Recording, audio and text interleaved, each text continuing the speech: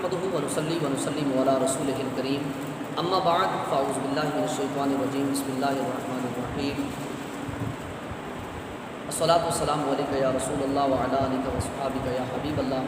मुअज़्ज़ज़ सामीन किराम, मेरे मोहतरम इस्लामी भाइयों, आपको पता है कि अल्हम्दुलिल्लाह कुर्बानी के अहकाम का सिलसिला जारी व सारी है। तो आज इंशाअल्लाह अल अज़ीज़ हम आपके सामने जानवरों की उम्र के एतबार से कुछ बातें ज़िक्र करेंगे।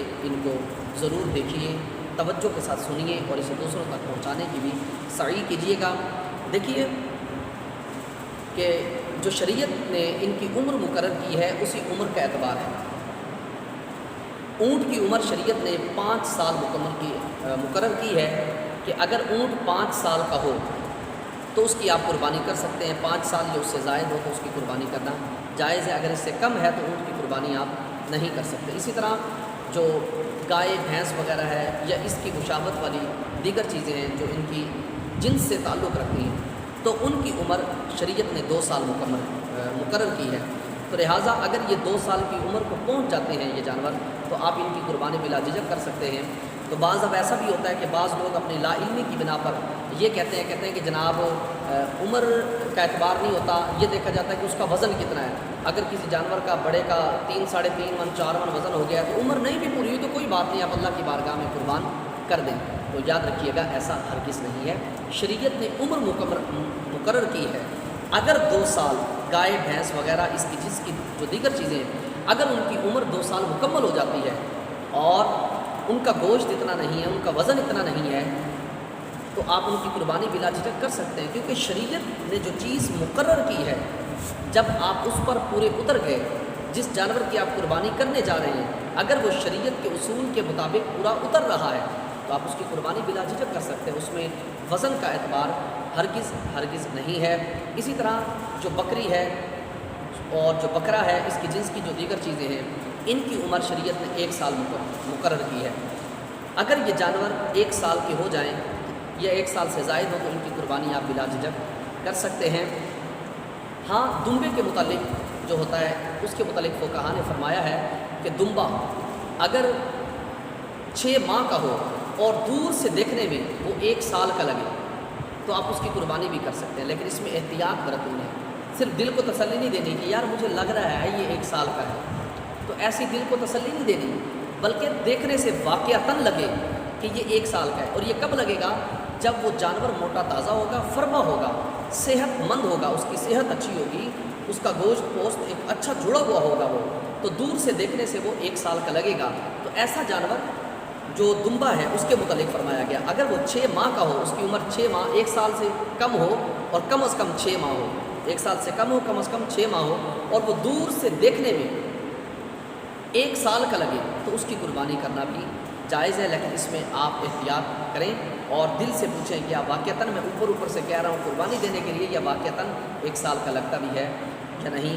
तो इस तरह की जो शरीयत ने जो मुकर्रर की हैं इनकी उम्रों का एतबार होगा, ना कि इनके वज़न और इनके गोश्त का एतबार होगा। तो लेकिन रही बात वज़न के एतबार से, तो नबी पाक अलैहिस्सलाम का ये भी फरमान है कि आप कुर्बानी अच्छे अंदाज के अंदर करें और अच्छा जानवर, मोटा ताज़ा फरमा जानवर हो जो अल्लाह की बारगाह में कुर्बानी दें, अल्लाह की बारगाह में कुर्बान करें। अल्लाह पाक हम सबको अमल की तौफ़ीक़ अता फ़रमाए और सही मानों के अंदर अल्लाह हमें कुर्बानी करने की तौफ़ीक़ अता फ़रमाए। इसी के साथ ही मैं आपको ये भी बताता चलूँ, बाज़ दफ़ा ये पूछा जाता है कि बड़े जानवर के मुतालिक, जो बड़ा जानवर होता है उसके अंदर 7 हिस्से आप रख सकते हैं। बड़े जानवर के अंदर 7 हिस्से रख सकते हैं, और इसमें यह ज़रूरी नहीं कि 7 ही बंदे हों हिस्सा रखने वाले।